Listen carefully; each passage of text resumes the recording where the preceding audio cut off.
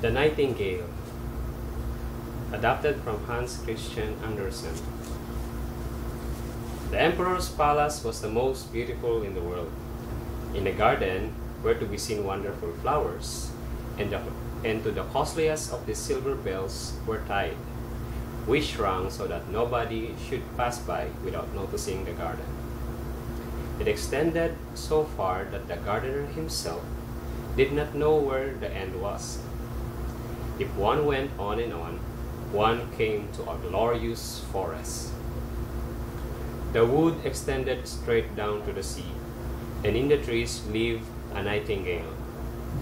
It sang so splendidly that even the poor fisherman, who had many other things to do, stopped still and listened. When he had gone out at night to throw his nets, just to hear the nightingale. From all the countries of the world, travelers came to admire the emperor's palace and his garden. But when they heard a nightingale, they said, "This is the best of all."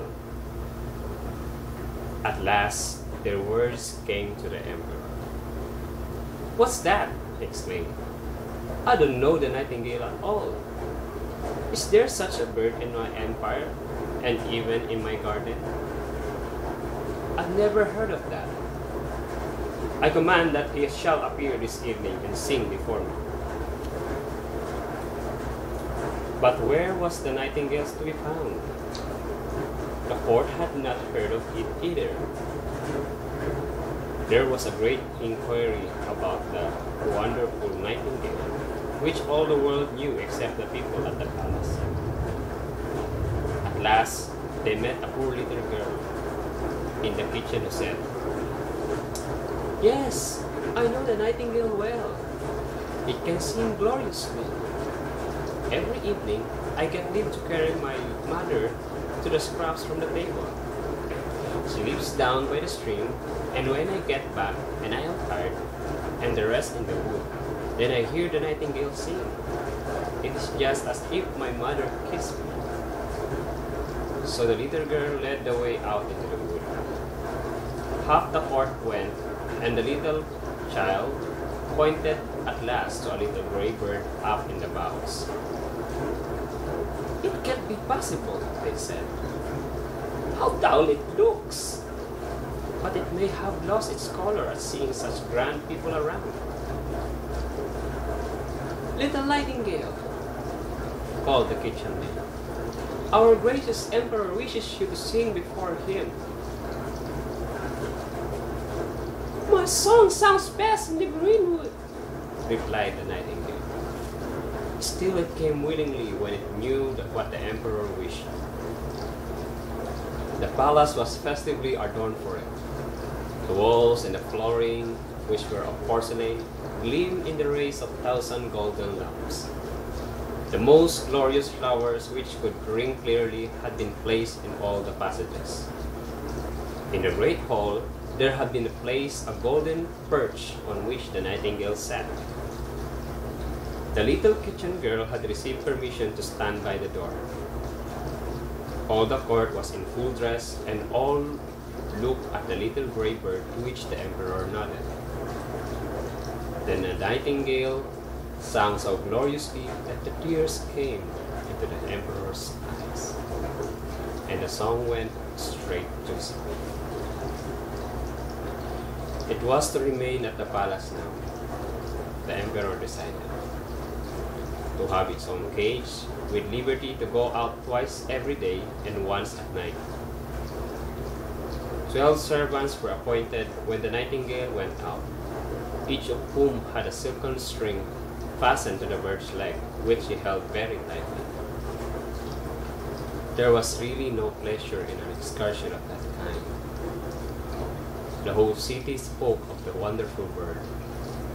When two people met, one said, "Nighting," and the other said, "Gale," which was all that necessary.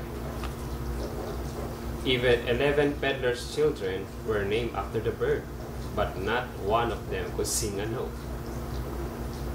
One day, the emperor received a large parcel marked "The Nightingale." He thought it was a present for the bird, but when he opened it, he found a box. Inside the box was an artificial nightingale, brilliantly ornamented with diamonds, rubies, and sapphires. As soon as this artificial bird was wound up, its tail moved up and down and shone with silver and gold. It sang very well too, in its own way. 33 times over did it sing the same waltz, and yes, was not tired. The emperor said that the living nightingale ought to be shown this wonder. But where was it? None had noticed that it had flown away out of the open window and back to the greenwood. What does it matter? We have the best bird after all, everyone said. And the artificial bird was made to sing again and again until everyone knew its tunes by heart. They liked to look at it, shining like bracelets and breastpins. The real nightingale was banished from the empire. The artificial bird had its place on a silk cushion close to the emperor's bed. All the presents it received, gold and precious stones, were arranged about it.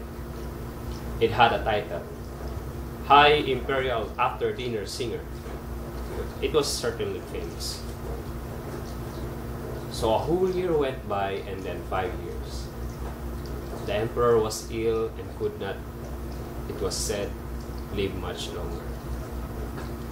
He lay on his gorgeous bed with long velvet cushions and heavy gold tassels. High up a window stood open, and the moon shone in.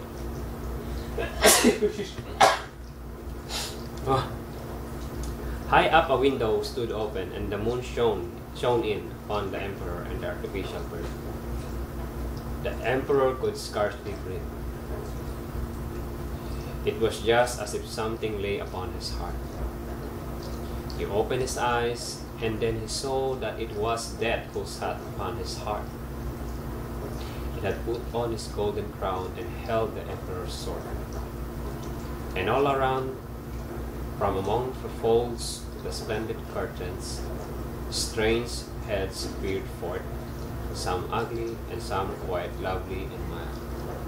They were the emperor's bad and good deeds that stood before him, now that Death sat upon his heart. Music, music, cried the emperor, so that I need not hear what they say. You little precious golden birds, sing, sing. But the birds stood still. It was worn out inside, and there was no music left in it. And Death sat and looked at the emperor, and it was fearfully quiet. Then there sounded from the window suddenly the most lovely song. It was a little live nightingale that sat outside on a spray.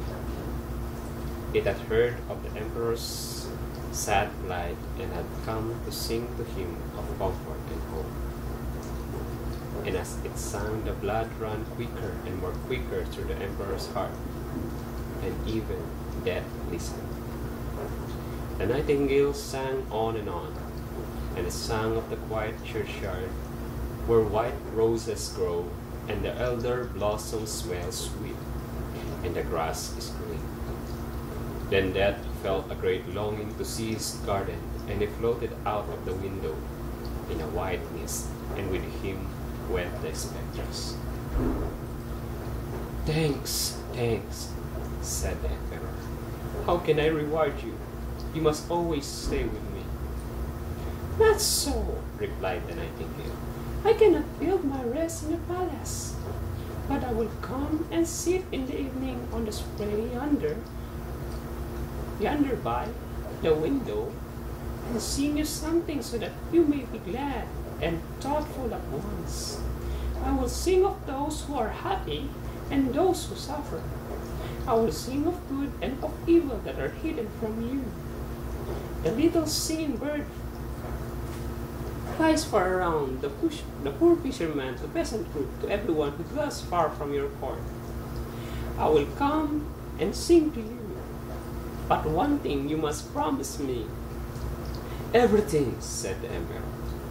And he stood there in his imperial robes which he had put on himself, and pressed his sword to his heart.